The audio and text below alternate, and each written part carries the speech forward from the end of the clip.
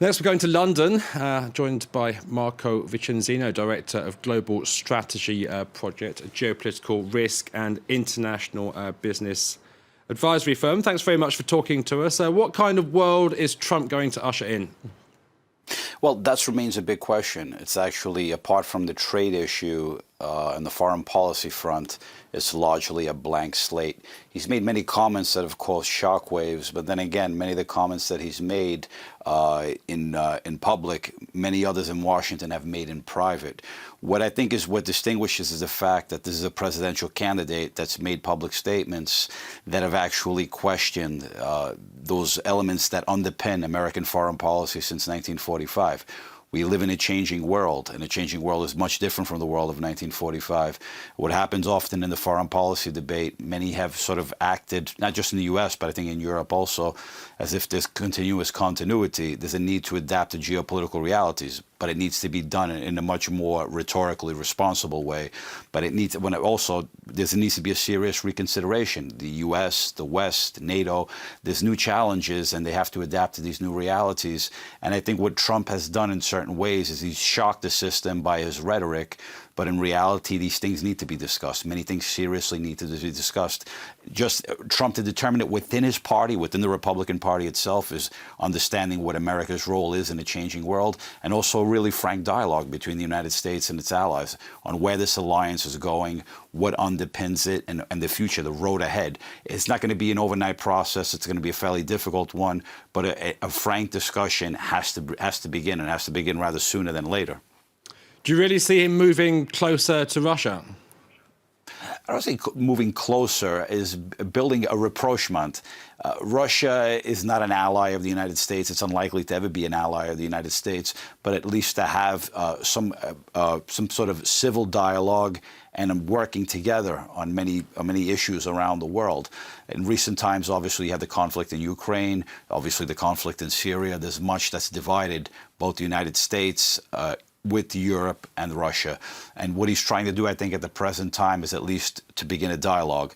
Would he go as far as to say what the Clinton administration said what the Obama administration said was pushing the restart button with Russia? I don't know if he'll go that far, but at least to begin opening a dialogue. But it's also important not to personalize that relationship between he and Putin, and there was much rhetoric of that during the campaign. There has to be a distinction between the rhetoric of the campaign and the reality of power.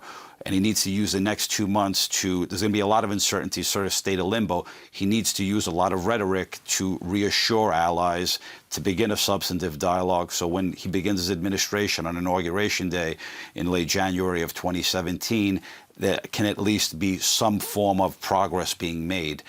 It'll take time. Once again, it's with Hillary Clinton, allies and whether foes or friends, she was a known quantity. There would have been a degree of continuity from the Obama administration. A new era does begin with the Trump administration, and he does at this stage still remain a blank slate. As you say, a blank slate. As far as we know, he's a relative novice in foreign affairs. Who really is going to be pulling the strings? I'd say anyone's going to be pulling the strings. Ultimately, he will be the decision maker. It ultimately depends on who he surrounds himself with. Obviously, as a vice president-elect Pence is someone who knows Capitol Hill. He will be an important bridge between Donald Trump and the world of Washington. He will be playing a critical role. Arguably, he may become one of the most powerful vice presidents in U.S. history because of that gap and that void and lack of experience that Trump has within the political realm. So in that sense, I think Vice President-elect Pence will have a very serious role to play. You also have Senator Jeff Sessions, who's been with Trump since the very beginning. In terms of the standard traditional foreign policy establishment of the Republican Party, much of them were, I say, if not most of them, were against him. They actually signed a letter altogether, basically condemning his policies and rejecting him and backing Hillary Clinton. Will most of them come and start to build bridges with them? That's a big question that remains to be answered. And it's going to, I would say, if whoever does in the next 2 months, we'll see who gets close to him.